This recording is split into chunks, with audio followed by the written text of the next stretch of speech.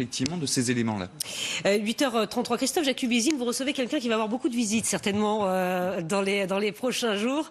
Michel-Édouard Leclerc donc, est votre invité. C'est pas une femme ou un homme politique aujourd'hui, c'est un patron qui a sans doute les clés, peut-être davantage que les politiques, pour faire monter ou baisser le pouvoir d'achat des Français. Bonjour Michel-Édouard Leclerc. Bonjour. Par contre, monter ou baisser la météo, même si je suis breton, j'y arrive pas beaucoup. Vous vendez au moins des climatiseurs, mais... Il passe pour se rafraîchir. Alors justement, Pascal, regardez le communiqué de la maire de Paris, Anne Hidalgo. Elle invite les Parisiens à se réfugier dans les endroits où il fait frais. Je cite, les cinémas, les musées, les bibliothèques, les supermarchés. Est-ce que vous invitez tous les Français à aller dans le supermarché pour se protéger de la chaleur? Je pense qu'il y a de la réfrigération dans tous les magasins de France, enfin en tout cas dans les supermarchés des enseignes nationales. Alors, je devance votre question. Hein. Oui, il y a de l'eau pour tout l'été. Maintenant, il faut voir quel va être l'effet du buzz. Moi, j'ai vu ça hier dans le journal du dimanche. Ouais. J'ai vu que vos collègues ont été par dizaines en train d'essayer de m'appeler sur mon portable. Le problème n'existait pas samedi. Il y avait du stock samedi. Oui, en fait, vous voyez une région comme la région PACA, Provence-Côte d'Azur, les camions, les entrepôts sont pleins pour passer l'été, en glace, en tout ce qui est réfrigéré, etc. Mais il suffit qu'en début de saison, tout d'un coup, il y a une sorte de crainte, de mouvement collectif qui fait que les gens vont stocker. Alors là, c'est sûr qu'il peut y avoir un problème à la fin juillet. Donc on a une petite réunion de crise dans les 2 jours qui viennent. On va suracheter de manière à être sûr que ça couvre bien. Mais normalement, c'est bon. Et ça vous fait pas peur, l'afflux de consommateurs dans vos magasins s'il fait trop chaud dehors? On a connu ça. Hein. C'est vrai? Ouais. J'ose pas vous dire que même dans les plans... Oh là là, est-ce que je dois dire ça? Allez-y. Mais même dans les plans de sécurité et de défense, il y avait une canicule de science-fiction. Même nos entrepôts frigorifiques sont mobilisables pour gérer les corps des personnes décédées. Donc c'est pour vous dire qu'aujourd'hui, on est sollicité sur tout l'ensemble de la chaîne. Fort heureusement, on n'aura pas à utiliser toutes ces mesures. Pour la priorité, pour ce qui est de mettre du frais dans les foyers, pour mettre de l'eau dans les foyers et d'accueillir les personnes en difficulté, ça devrait le faire. Alors c'est intéressant ce que vous dites, c'est-à-dire que le gouvernement vous demande à faire partie des plans d'urgence s'il devait y en avoir. Oui. Il y a des plans qui sont assez bien construits. Il y a des types qui sont assez sioux, hommes et femmes, qui quelquefois ça nous surprend de voir dans quel détail ils sont. Mais après tout, c'est vrai que quand on va sur Netflix et qu'on voit la fin du monde, on se dit ils ont été formés à ça, quoi. Donc tant mieux. Ça va fonctionner. Alors c'est un peu le paradoxe, j'ai envie de dire, de cette période, c'est qu'on va tous acheter des ventilateurs ou des climatiseurs, sauf qu'on sait que ça contribue au réchauffement climatique. Donc on se protège du froid, du chaud avec des climatiseurs et on entretient au fond le réchauffement. C'est le paradoxe, parce qu'à part les personnes qui physiquement sont faibles, jeunes enfants, personnes très âgées, je dis très parce qu'on a tous passé un certain cap. Il faut, là, il y a besoin de réfrigération dans les EHPAD et tout ça. Mais autrement, ce qu'il faudrait surtout, c'est faire du sport, c'est d'entraîner nos corps à des variations de température. Non, mais il faudrait le faire avant. Hein, c'est la bonne préco. Donc je suis pas professeur de sport, mais on m'a toujours dit que voilà, quand moi je voyage beaucoup, je voyage dans des pays où il fait très chaud. C'est évident que si on veut éviter le choc cardiaque, il faut entraîner sa tonicité cardiaque avant. Voilà, c'est pas trop tard. On a encore quelques jours pour faire quelques pas avec nos applications. Et puis il faut s'y préparer parce que dans 10 ou 20 ans, il faudra encore plus chaud. Donc c'est maintenant qu'il faut faire du sport. Absolument. Leclerc. Les Français consomment-ils? J'ai envie de vous utiliser comme baromètre de l'économie française parce qu'au fond, tous les jours, vous avez les relevés de caisse et vous savez comment va le moral des ménages et leur consommation. Comment vont les Français? Alors, les Français sont anxieux. On l'a vu à travers des manifestations particulières comme celle des Gilets jaunes, mais elles étaient assez représentatives d'un sentiment d'angoisse d'une population qui, aujourd'hui, voit le prix des choses, le prix d'accès aux nouvelles choses beaucoup plus élevé qu'autrefois. Entre l'arbitrage entre un rôti de dinde et un rôti de veau, c'est pas compliqué l'écart, on économise un peu, etc. Mais aujourd'hui, les modes de consommation, c'est aller au McDo ou partir en voyage ou se faire acheter un vélo électrique et tout ça. Donc ça demande des mobilisations de moyens. Donc le taux d'épargne de court terme est assez élevé. Vous êtes en train de dire qu'au fond, il y a beaucoup d'objets de consommation désirables, mais qui coûtent très cher. Oui. Et que tout le monde veut y accéder et que c'est compliqué. Les nouveaux objets de consommation, les nouveaux abonnements pour les services, si vous regardez non pas l'abonnement mutuel, mais la dépense dans l'année, coûtent beaucoup plus cher et nécessitent des arbitrages beaucoup plus longs, plus lourds. Donc il y a un taux d'épargne, malgré les mesures gouvernementales, qui reste élevé, mais tout simplement parce qu'un... D'épargne de précaution. Oui, puis parce qu'un jeune foyer, il hésite entre, est-ce que vraiment c'est sérieux ce que nous dit le gouvernement? Est-ce qu'on va investir dans un appartement? Est-ce qu'on l'achète? On se contente de le louer? Ou au contraire, allez, on a tiré un trait et on va se faire 3 belles vacances, des voyages exotiques, etc. Donc c'est ça qui fait... Et du coup, vous sentez des consommateurs aux caisses plus prudents qui... Très. Ah ouais. Alors d'abord, ils sont le digital, la révolution digitale, avant de mettre sur le marché des nouveaux commerçants du web, c'est d'abord, ça structure la relation client. Tous les consommateurs aujourd'hui, et notamment votre génération et celle qui arrive, regardent d'abord avant de se déplacer. Et donc, il y a cet arbitrage très, très fort, et tout le monde vient avec les catalogues dématérialisés. À comparer les prix avant de venir chez vous. Comparer les prix avec les applis Yuka, avec les applis de comparatif de prix. Et c'est ce qui fait que les formules de distribution des enseignes les plus agressives en prix, et qui aussi ont une offre large, marchent mieux. Je ne vais pas parler que de Leclerc qui fait la course en tête aujourd'hui. Vous vous rendez compte, nous, les anciens ploucs de province, on est devenu le premier distributeur français. Mais vous avez les Intermarchés aussi qui se débrouillent pas trop mal, les Hyper U. Et leur discount aussi. Et les Lidl qui ne sont plus hard discount et qui vont vers des concepts monoprix. Donc la distribution est en vraie mutation. Il y en a qui sont plombés. En général, les grands groupes intégrés pour le moment. Et puis les groupes plus agiles, parce qu'ils sont tenus par des commerçants indépendants, sont plus vivaces. Quel est le bilan de la crise des Gilets jaunes sur votre activité, sur la consommation? Et est-ce que c'est fini aujourd'hui? Ou est-ce que les gens ont changé le jour où ils vont faire leurs courses, la manière d'acheter? Les Gilets jaunes, c'est resté quand même chez moi, par exemple en Bretagne, on a quand même eu des salariés Gilets jaunes, on a eu des familles des salariés, c'est resté pas une rébellion, mais un esprit critique à l'égard de tout ce qui émane des médias, de l'entreprise. C'est un mouvement un peu libertarien, hein, vous voyez. On les a qualifiés de populistes, quelquefois de poujadistes. Moi, je pense que c'est aussi quelque chose de très positif. Ce sont des personnes à qui on ne fait pas avaler n'importe quoi. Et ça, c'est sain dans une démocratie. Donc, ça exige pour nous, distributeurs, d'être beaucoup plus crédibles, d'apporter la preuve de nos affirmations publicitaires. C'est un gros travail, mais bon, ils nous le rendent bien, là. Je pense que aujourd'hui, dans l'opinion, les centres Leclerc, on fait quand même une croissance au mois de mai de 5%. C'est bien parce qu'on a trouvé une offre qui correspond à cette crédibilité. Alors, autre front pour vous, c'est l'écologie. Hein. Vous êtes en première ligne parce que, au fond, vous êtes sur le banc des accusés. Je ne vais pas le faire ici, mais simplement, c'est vrai que la lutte contre le gaspillage, ça passe aussi, et d'abord, j'ai envie de dire, par la grande distribution, à cause, par exemple, on va commencer par les emballages. Vous avez... je sais que vous avez conscience de ça et que vous êtes en train de transformer la manière dont vous vendez vos produits. Donc il ne faut pas dire accusé, il faut dire responsable. Responsable. Hein, parce que c'est quand même... Mais vous avez quand même beaucoup contribué pendant 20 ans au gaspillage des emballages. Où nous avons beaucoup contribué au désemballage. Parce que si tous les téléspectateurs ici savent qu'il y a 20 ans, nous avons supprimé les sacs de caisse, les sacs bretelles, on a mis des sacs consignés, c'était anti-commercial à l'époque. Il y a des régions comme la Corse qui ont supprimé les sacs plastiques il y a longtemps déjà. Et maintenant, nous, il y a 20 ans. Chez Leclerc, c'était il y a 20 ans. Alors quand on voit des députés venir nous dire, messieurs les accusés, on va vous les supprimer, on va faire une loi, la loi date d'il y a 2 ans, chez nous, c'était déjà fait.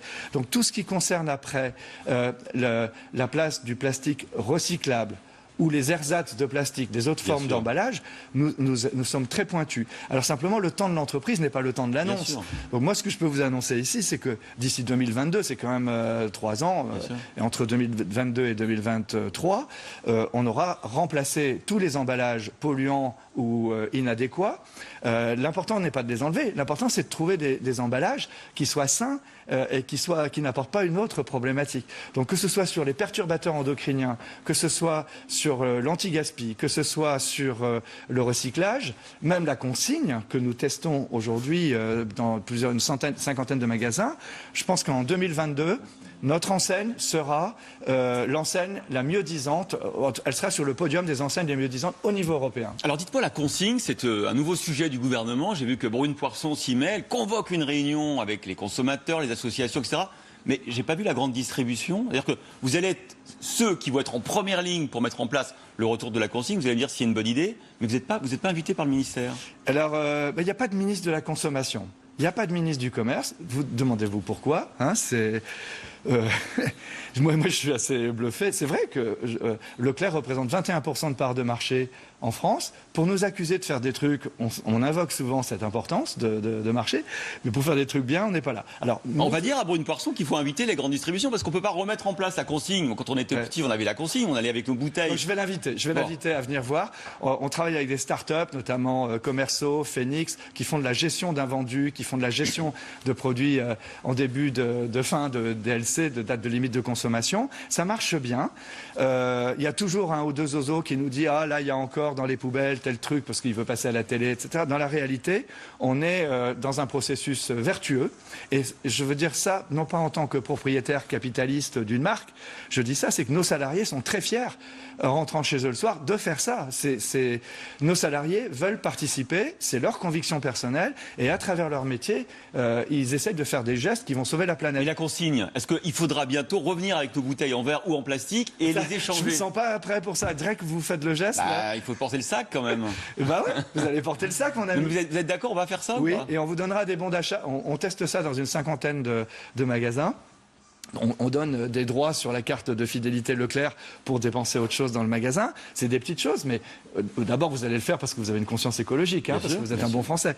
Mais après, on va donner de l'incitation. Alors déjà, on a une dizaine de casiers dans lesquels vous mettez les canettes de coca, les canettes de bière, les bouteilles de bière. Après, il faut savoir que le système allemand est complètement conçu sur la consigne et la discipline de nos collègues outre-Rhin. En France, on a un système... Tout est pris, tout est brûlé et mélangé, et après on refait du plastique neuf ou on refait du verre neuf. Pour le verre, notre système n'était pas mauvais. Pour le plastique, il n'est pas bon. Donc je suis pour. Et je suis d'accord avec Madame Pierson, je suis pour qu'on mette en place des systèmes de consigne. Par contre, il faut en arrière-cour qu'on sache quoi faire de ces canettes et de ces bouteilles. On ne les mélange pas après les avoir triées. Ah bah ouais, parce que si je suis dans mon Landerneau finistérien et que je dois ramener ces canettes ou ces bouteilles chez Evian ou en Savoie, c'est des émissions de CO2 encore, c'est pas très sain, quoi. Alors, autre sujet, puisqu'on est sur la prise de conscience écologique, c'est la lutte contre le gâchis. Il y a une loi notamment sur tout ce qui n'est pas alimentaire, l'interdiction de destruction. Ça vous concerne moins que les GAFA, aussi. Mais ça vous concerne aussi. Oui, et c'est très bien.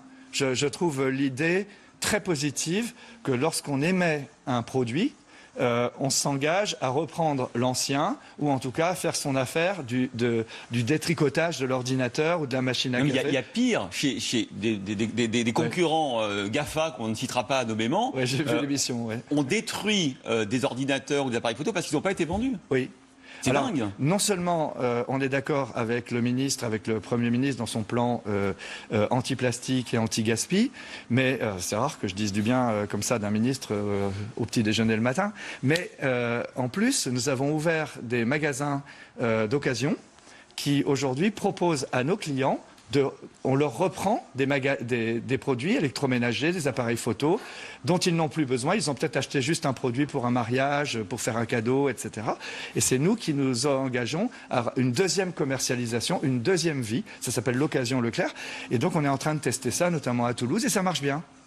Une question très importante sur la rémunération des producteurs, des agriculteurs. Il y a une loi qui a prévu d'améliorer les relations entre la grande distribution et les producteurs. Quel bilan vous en faites aujourd'hui? Et une question très concrète, est-ce que les consommateurs doivent du coup payer plus cher leur lait ou leurs fruits et légumes? Il y a deux choses, si vous voulez. Et en général, dans ce débat, on mélange les deux. Il y a le prix payé aux producteurs. Ouais. Moi, je trouve que le nouveau dispositif commence à bien marcher. D'abord parce qu'il a obligé les producteurs eux-mêmes à rentrer dans une nouvelle narration plus qualitative de leur alimentation.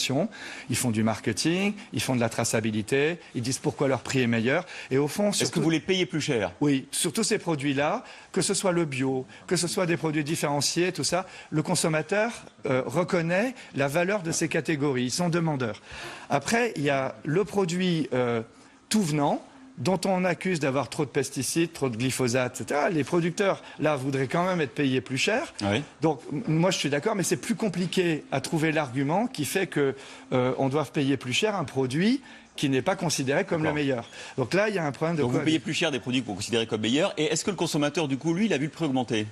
Et le lait, par exemple. Chez nous, le prix n'a pas beaucoup augmenté. C'est un sujet qui irrite beaucoup de députés à l'Assemblée nationale parce qu'ils auraient voulu que Leclerc augmente ses prix Mais le prix de vente d'un magasin n'a rien à voir avec son prix d'achat. Monoprix vend 20% ou Franprix vend 30% plus cher que Leclerc. C'est pas parce qu'il achète 30% plus cher aux agriculteurs. Donc la marge du magasin, il faut qu'elle reste libre et il faut qu'il y ait des gens qui puissent. Donc vous avez fait un effort sur vos marges pour On pas a que ce soit compensé. trop... Vous avez compensé. La loi nous Ça veut dire qu'il y avait de la marge. Oui, bien sûr. La loi, mais oui, j'ai été un des seuls à le dire. Le législateur nous a obligés à augmenter, mais vous vous rendez compte, le prix du Ricard, le prix du Coca, le prix Parce que vous ne pouvez plus faire les fameuses promos ou des choses comme ça. Et on n'a plus le droit de faire les fameuses promos, donc ça impacte directement le pouvoir d'achat des consommateurs. Donc nous, on n'était pas d'accord avec ça, surtout que ce ne sont pas des produits agricoles. Allez voir comment ça va rejaillir sur le revenu des agriculteurs. J'ai jamais compris. Donc il y a un autre truc, il y a un loup là-dedans. Mais en tout cas, ils nous ont obligés à faire ça. Donc on a compensé avec des baisses de prix substantielles. Et aujourd'hui, il n'y a pas de baisse de prix, il n'y a pas de hausse de prix substantielle dans les centres Leclerc. Et c'est pour ça qu'on cartonne. Ouais. Puisque vous lisez les journaux le dimanche, vous avez sans doute vu aussi aujourd'hui Le Parisien avec cette interview de Marlène Schiappa. Je veux défendre les femmes de chambre. C'est intéressant ce qu'elle dit. Elle dit qu'elles sont peu payées, qu'elles doivent travailler tôt le matin, tard le soir, en 2 fois. Ça me fait penser un peu aux caissières des supermarchés. Ah, j'étais sûr de ça. Ça, c'est double machisme, monsieur. Non, mais pas du tout. Les caissières, elles sont souvent à temps partiel. Elles ont souvent des difficultés pour garder leurs enfants. Je me suis dit, est-ce que vous n'allez pas être concernée? Roselyne, il faut le pendre. Il faut le pendre. Roselyne Bachelot qui est déjà en plateau. Non, la réalité, c'est il y a des métiers qui sont absolument pas accompagnés. Et il y a plein de prestataires qui utilisent des main-d'œuvre bon marché, que j'appellerais sous-prolétariat. Et quand même, une personne veut faire bien son métier, elles sont souvent payées au lance-pierre, envoyées d'une société à l'autre, d'une entreprise à l'autre, etc. Ça, c'est un vrai sujet social et personnel. Enfin, le statut de ces personnes est compliqué. Et puis à côté de ça, vous avez des emplois qui sont d'apparence peu qualifiés, mais qui sont des emplois très importants pour l'accueil du public, dont celui des caissières. Il faut savoir que, par exemple, chez Leclerc, nous avons plus de caissières aujourd'hui qu'il y a 10 ans. Pourquoi? Parce que nous investissons sur un personnel d'accueil. Alors, hommes ou femmes. Hommes ou femmes. Mais d'ailleurs, les caissiers ou les caissières, quand même, ils sont parfois confrontés au fait qu'effectivement, leur journée est coupée en deux. Oui. Et que c'est compliqué. Il faut retourner chez soi, revenir. Oui. Vous êtes d'accord? C'est vrai que c'est pas du temps choisi. Et donc, il faut en tenir compte dans la rémunération.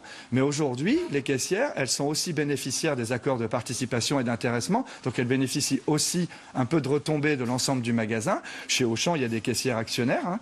Et chez nous, c'est un vrai métier qu'on va développer. J'en profite pour vous dire qu'on va créer encore près de 3000 emplois cette année. Tout le monde dit que la distribution est en crise. Mais chez Leclerc, on va créer 3000 emplois encore cette année, y compris sur le front de vente. Et nous en avons créé près de 10 000 en 3 ans. Donc c'est pour vous dire que la distribution, c'est pas encore prêt à aller au rencard, malgré les plans sociaux chez Carrefour ou les problèmes d'endettement chez Casino. Et j'ai vu que vous n'étiez pas dans les 7 secteurs auxquels le gouvernement allait soumettre un bonus-malus pour les CDD. Donc vous êtes plutôt des bons élèves. 91% de CDI, 8% de CDD, 80% à temps plein. Pas mal, non? Merci beaucoup Michel-Édouard Leclerc. On retrouve tout de suite Pascal de la Tour du Pin et Roselyne Bachelot. Donc. Voilà, évidemment. Je croyais qu'on disait hôtesse de caisse aujourd'hui, non? On dit hôtel de caisse, oui. C'est de la neuve langue, c'est du politiquement correct. Ou des hôtes de caisse. Ou des hôtes de caisse, exactement. On n'est pas très correct, madame. On est dans le genre insoumis qui gagne. Il est 8h51 dans un instant, évidemment, Roselyne Bachelot.